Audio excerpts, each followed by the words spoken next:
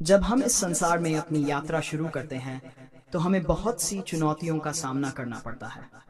जीवन कभी सीधी रेखा में नहीं चलता, इसमें उतार चढ़ाव होते हैं। लेकिन अगर हम भगवान श्री कृष्ण की शिक्षाओं पर ध्यान दें तो हमें सफलता और प्रेरणा के सच्चे मायने समझ में आते हैं। सफलता का वास्तविक अर्थ। श्रीमद् भगवद गीता में भगवान कृष्ण अर्जुन से कहते हैं, कर्मण्येवाधिकारस्ते मा फलेषु कदाचन, यानी तुम्हारा अधिकार केवल कर्म करने पर है, उसके फल पर नहीं। इसका मतलब है कि हमें बिना परिणाम की चिंता किए केवल अपने कर्तव्यों का पालन करना चाहिए। आज हम सब एक ऐसी दुनिया में जी रहे हैं जहां हम परिणामों के पीछे भागते हैं, प्रसिद्धि, पैसा, शक्ति। लेकिन कृष्ण हमें सिखाते हैं कि असली सफलता हमारे कर्मों में है। जब हम सही रास्ते पर चलते हैं और सही कर्म करते हैं तो सफलता खुद खुद हमारी ओर आकर्षित होती है। यह सफलता केवल भौतिक नहीं होती, बल्कि मानसिक और आध्यात्मिक शांति का भी प्रतीक होती है। जीवन में प्रेरणा का बहुत बड़ा महत्व है।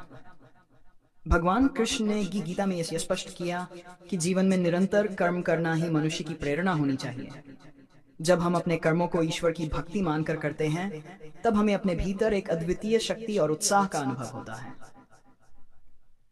कृष्ण कहते हैं, यद यद आचरति श्रेष्ठ तद तद विप्रो जना। इसका अर्थ है, जैसा आचरण श्रेष्ठ व्यक्ति करता है, अन्य लोग भी वैसा ही अनुसरण करते हैं। हमें अपने जीवन में इस बात का ध्यान रखना चाहिए कि हम किस तरह के आदर्श प्रस्तुत कर रहे हैं। यदि हम सकारात्मक विचारों और कर्मों के साथ अपने जीवन का निर्माण करते हैं तो हम दूसरों के लिए भी प्रेरणा बनते हैं। साहस और धैर्य। सफलता की राह में सबसे महत्वपूर्ण गुण है साहस और धैर्य। कृष्ण अर्जुन से कहते हैं, नन ही कश्चित क्षणमपि जातु तिष्ठत्य कर्मकृत। कोई भी व्यक्ति बिना कर्म किए एक क्षण भी नहीं रह सकता। इसका मतलब है कि हमें निरंतरता बनाए रखनी है। जीवन में असफलताएं आएंगी, परंतु हमें धैर्य नहीं खोना चाहिए।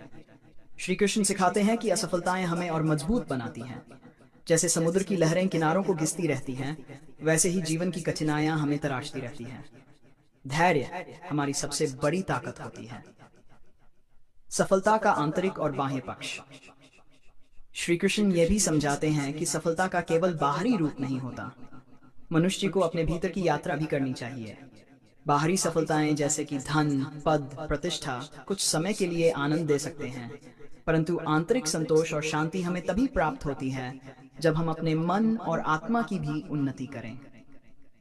कृष्ण कहते हैं, श्रेयान् स्वधर्मो विगुणं परधर्मात् स्वनुष्ठितात्। इसका अर्थ है कि अपना धर्म, चाहे वो जैसा भी हो, उसे निभाना श्रेष्ठ है दूसरों के धर्म को निभाने से। अपने लक्ष्य और उद्देश्य को पहचानें और उस पर डटे रहें।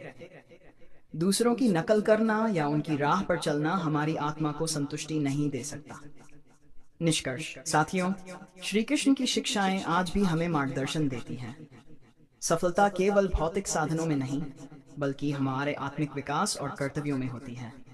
हमें अपने जीवन में साहस, धैर्य और निरंतरता बनाए रखना चाहिए। याद रखें, सफलता एक यात्रा है, मंजिल नहीं। इस यात्रा में सबसे महत्वपूर्ण है कि हम किस प्रकार का कर्म कर रहे हैं और किस दिशा में बढ़ रहे हैं। भगवान श्री कृष्ण के उपदेश हमें यही सिखाते हैं कि अगर हम सही मार्ग पर हैं, सही कर्म कर रहे हैं और ईश्वर में विश्वास रखते हैं, तो सफलता हमारी होगी, चाहे वो किसी भी रूप में क्यों न हो। धन्यवाद।